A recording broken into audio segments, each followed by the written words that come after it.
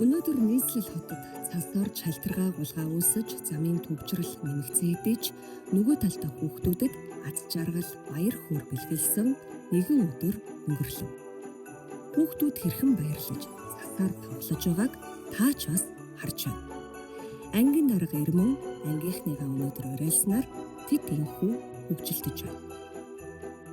Яг хичээл тараал байжсэн чинь ингээд энд ирээд тэгээд яг цуглаж байгаад талд хуваагдж байгаад цасаар тоглоё байл тэгэл байлцсан. Хот хөгөдөр байлцсан тийм.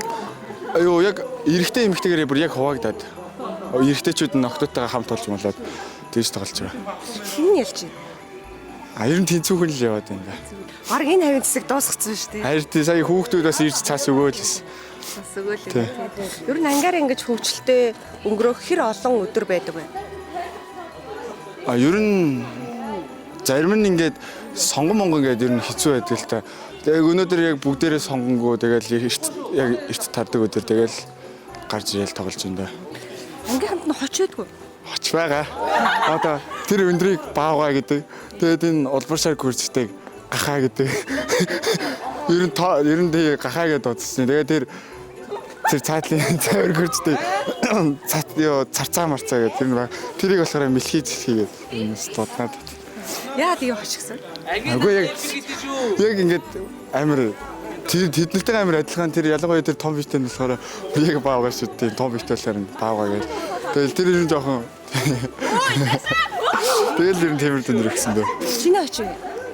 Наа гэл янз янзаар л дөө нүүмри илчиг мэлчиг. Яагаад? Нүүмри гэдэг нь болохоор миний нэрийг нөгөө тонгоруулаад хэлсэн юм баггүй юу? Ирмүү гэж байна. Тэгээд нүүмри гэдэг бодод. Ангийнхнаасаа уучлалтгүй баярлах яг энэ чиглэл сэтгэлүү гэлээ. Уучлалтгүй баярлахаа. Ер нь ангийнхандаа ер нь бүгдээрэнд нь л баярлдаг та. Яг ингээд нэг анги хамт олон шиг байж чаддаг. Хөвгөлтэй, дурсамжтай.